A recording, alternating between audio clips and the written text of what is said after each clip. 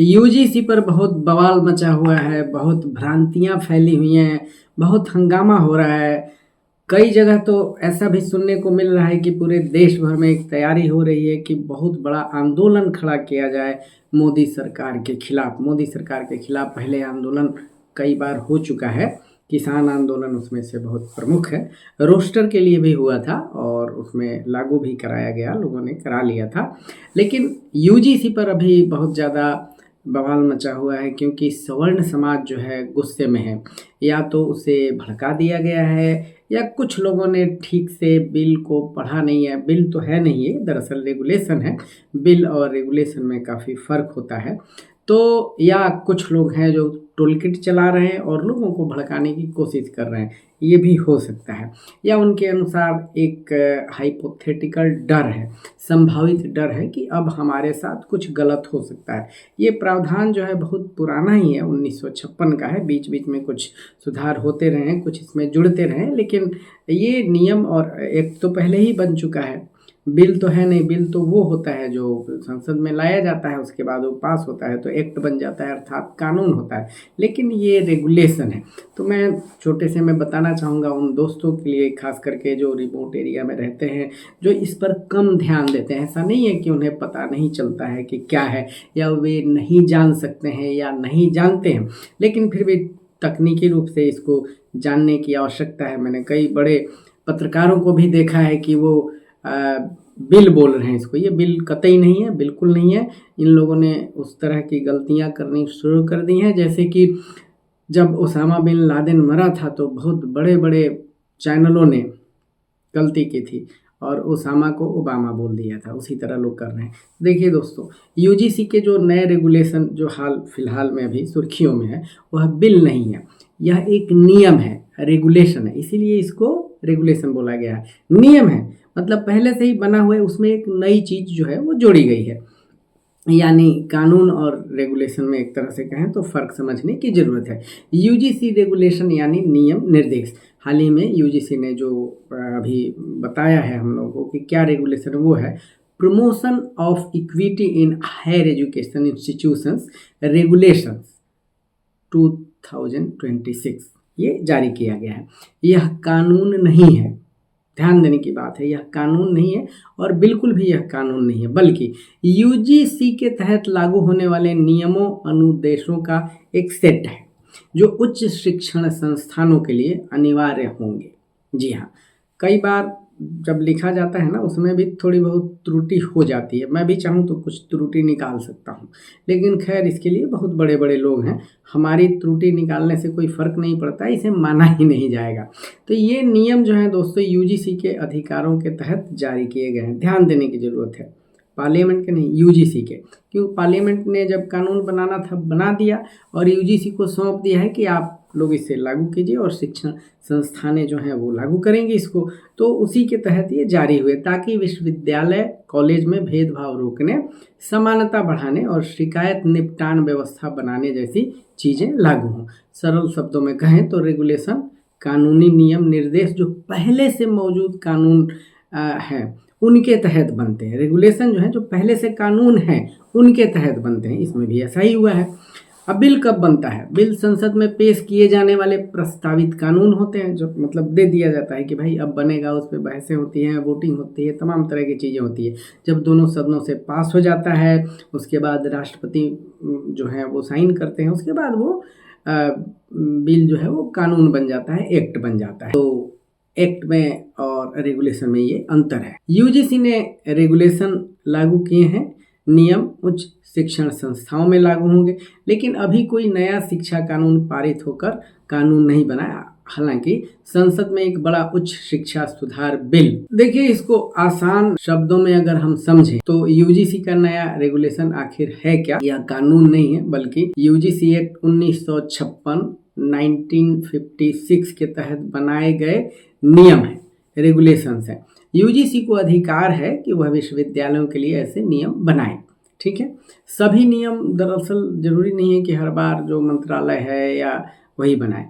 तो यूजीसी को ये सौंपा गया है। एससी एसटी एक्ट के अलावा अब ओबीसी और ईडब्ल्यूएस जो है इकोनॉमिक वीकर सेक्शन, वो भी अब इसमें शामिल किए गए हैं। पहली बार जो है 2 कैटेगरी इसमें शामिल किए गए हैं, 2 से भी ज़्यादा हैं, लेकिन ओबीसी और ईडब्ल्यूएस इसमें शामिल किए गए हैं। एससी एसटी के साथ अब ओबीसी और ईडब्ल्यूएस भी शामिल किए गए हैं। सबसे बड़ा विवाद यही है।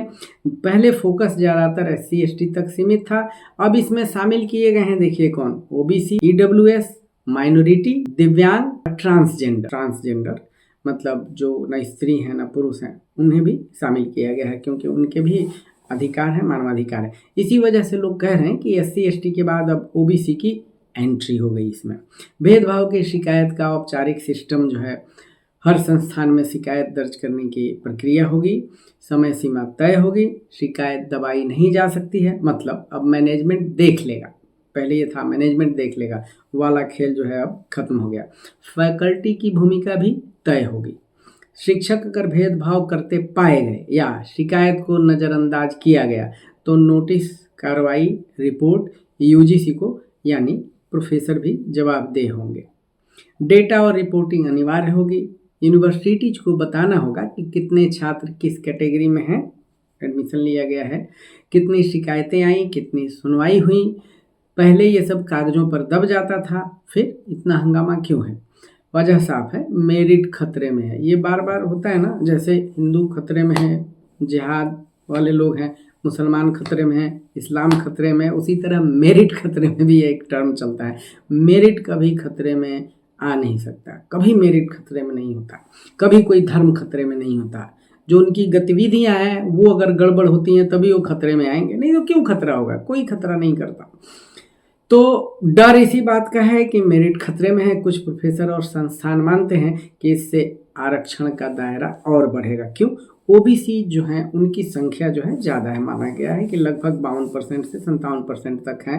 तो वो अब पढ़ने में भी आ रहे हैं, क्योंकि देश में लगभग 20-30 सालों से पैसे की आवक सभी परिवारों के पास कुछ न कुछ बढ़ी है। सरकार भी बहुत कुछ दे रही है, बैंक्स भी लोन देते हैं, तो लोग पैसा देकर भी अपने बच्चों को पढ़ाते हैं, लोन लेकर भी, तो वो लोग पढ़ेंगे। अच्छा, उसमें से ज़रूरी तो नहीं है कि सभी बहुत मेरिटोरियस हो जाएंगे, लेकिन कुछ आ जाते हैं, निकल जाते हैं, तो वो जगह जो है छेंकने की कोशिश करेंगे। तो ये एक बात है। तो इससे आरक्षण का दायरा बढ़ेगा, मतलब जो पहले से है 27% वही है, वो नहीं बढ़ेगा।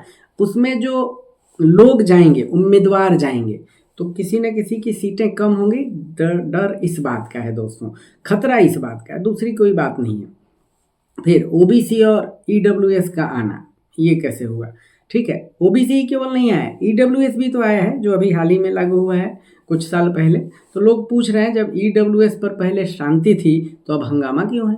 जब ईडब्ल्यूएस को लागू किया गया था, रातों रात लागू किया गया था, और इसमें 2-4 पार्टियां ही थीं जिसके सदस्य बहुत कम थे। उन लोगों ने पार्लियामेंट में हंगामा मचाया था, लेकिन कुछ हुआ नहीं था उस पर, और वोटिंग हुई थी, जीत बढ़िया से मिली। ईडब्ल्यूएस का सभी पार्टियों ने समर्थन किया, खास करके वे भी जो आरक्षण का समर्थन करते हैं जबरदस्त ढंग से, उन लोगों ने भी किया। और ये देश के लिए ज़रूरी भी था, क्योंकि ज़रूरी नहीं है कि जो सवर्ण तबके से लोग आते हैं उसमें से सभी बहुत धनी मनी हो, बहुत धनमान्य हो, ठीक है, तो धनाढ्य हो, तो इसलिए उसकी ज़रूरत महसूस की गई। और ये अभी नहीं कि केवल मोदी जी ही वो लेकर आए हैं, पहले भी ये कई बार कोशिशें हुई हैं, बल्कि जो आरक्षण के बहुत बड़े एक हिमायती थे कर्पूरी ठाकुर, वो सबसे पहले बिहार में लाए थे, ये हम सभी जानते हैं। कर्पूरी ठाकुर ने इस पर काम किया था, ठीक है।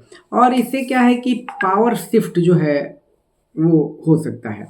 पावर शिफ्ट का मतलब सरकार वाला नहीं, मतलब ओबीसी के पास भी कुछ पावर यूनिवर्सिटीज में चली जाएंगी, क्योंकि अब निगरानी और जवाबदेही जो है वो आ रही है, ठीक है। अब मनमानी कम होगा, शिकायतों को दबाना मुश्किल होगा। यूजीसी की सीधी नज़र, जो लोग सालों से सिस्टम कंट्रोल कर रहे थे उन्हें दिक्कत हो रही है। एक लाइन में निष्कर्ष जो बताया जाए दोस्तों, ये होगा कि यूजीसी रेगुलेशन कोई बिल नहीं है। यूजीसी रेगुलेशन कोई बिल नहीं है, लेकिन यह ज़मीनी स्तर पर असर डालने वाला नियम है, इसलिए हंगामा ज़्यादा है, कागजी बदलाव कम नहीं है। यह सवाल बिल्कुल कोर में जाता है और यहीं पर ज़्यादातर कन्फ्यूजन फैलाया जा रहा है, सीधा जवाब नहीं दिया जा रहा है। यूजीसी रेगुलेशन को संसदीय समिति ने बनाया नहीं है, ठीक है, जिसके अध्यक्ष जो हैं दिग्विजय सिंह हैं। दिग्विजय सिंह की अध्यक्षता वाली जो संसदीय समिति ने सिर्फ सुझाव और समीक्षा की है। जो ये कमेटी है ना दोस्तों, वो कानून नहीं बना सकती, वो केवल सुझाव दे सकती है, समीक्षा कर सकती है, इनपुट दे सकती है कि आप ऐसा भी कर लीजिए। इसके लिए वो क्या करते हैं मैं आपको बताता हूँ, मेरा व्यक्तिगत अनुभव भी है।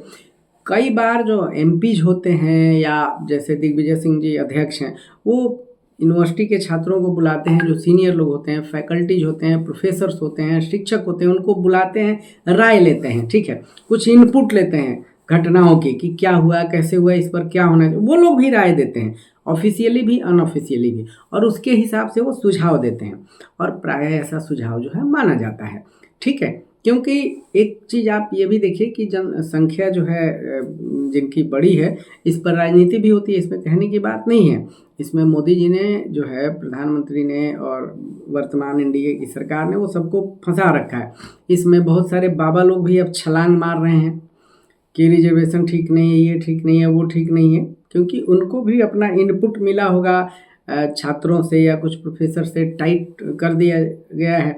लेकिन 2-4 दिन में सब लोग शांत हो सकते हैं। इसलिए शांत हो सकते हैं, ये मेरी आशंका है कि कहीं सरकार के लोग ये ना ढूंढने लगे कि भैया ये जो मठ आपने बनाया है, इसकी जमीन का पेपर दिखाइए, ये जो इतने लंबे चौड़े खर्च हैं, हो सकता है कि मोदी जी इस पर भी बिल ला दें कि जितने भी मठ हैं और इस तरह के हैं मंदिर या जो बड़े बड़े अरबों रुपए के व्यापार इसमें भी छुपे हुए हैं, जो बड़े धार्मिक प्रवचन होते हैं, ये कहाँ से पैसा आ रहा है, जरा उसका हिसाब दे दीजिए, या क्या खर्चा है, क्या आय है, क्या व्यय है, तो बहुत लोग पीछे भी हट जाएंगे, ये मेरा मानना है। अब पूरा मामला शांत दिमाग से स्टेप बाय स्टेप समझिए। सबसे पहले यह समझिए कि संसदीय समिति करती क्या है। संसदीय समिति या स्टैंडिंग कमेटी बोलते हैं, पार्लियामेंट्री स्टैंडिंग कमेटी, यह कानून नहीं बनाती, यह रेगुलेशन भी नहीं लागू करती है। इसका काम होता है किसी विषय पर स्टडी करना, हितधारकों से राय लेना, जैसे आपको बताया है, सरकार, मंत्रालय, यूजीसी को सिफारिश देना, ठीक है, ये हो सकता है। यानी यह सलाहकार बॉडी है, निर्णय लेने वाली नहीं, सलाहकार है। इसमें जैसे राज्यसभा से कुछ सदस्य होते हैं 10 और 15-20 सदस्य जो हैं वो लोकसभा से होते हैं। मैं सदस्य भूल रहा हूँ कितने होते हैं, लेकिन 15 तो कम से कम होते हैं। इसमें भी 25 से 28 के करीब हैं, और जिसकी अध्यक्षता ये कर रहे हैं, इसमें संबित पात्रा भी हैं और सुष्मिता देव भी हैं, पहले कांग्रेस में थी, अब टीएमसी में हैं। बांसुरी स्वराज हैं, प्रमुख नाम है, जो सुषमा स्वराज जी की बेटी हैं, ठीक है। और काफ़ी सारे नेता हैं, हर क्षेत्र से नेता हैं, हर पार्टी से नेता हैं। तो फिर दिग्विजय सिंह का इसमें रोल क्या है?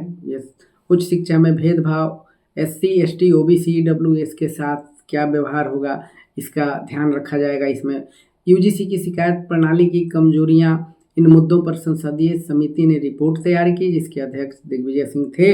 उस रिपोर्ट में कहा गया कि यूनिवर्सिटीज में भेदभाव की शिकायतें गंभीर हैं, मौजूदा व्यवस्था कमजोर है, यूजीसी को सख्त नियम बनाने चाहिए। लेकिन फैसला किसने लिया?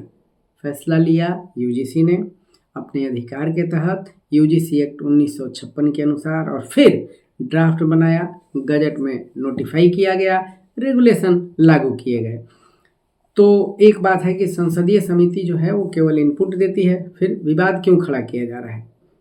यहीं पर राजनीति का प्रवेश हो रहा है। नैरेटिव बनाया गया, यह कांग्रेस की कमेटी ने बनाया है, क्योंकि दिग्विजय सिंह जो है वो कांग्रेस के नेता हैं। इसमें यह भी जोड़ दिया जाएगा, जिनको डराना होगा, कि देखिए ये रिजर्वेशन पे काम केवल यही लोग करते हैं। पहले बीपी सिंह ने किया, उसके बाद अर्जुन सिंह ने किया, अब दिग्विजय सिंह को लगा दिया गया।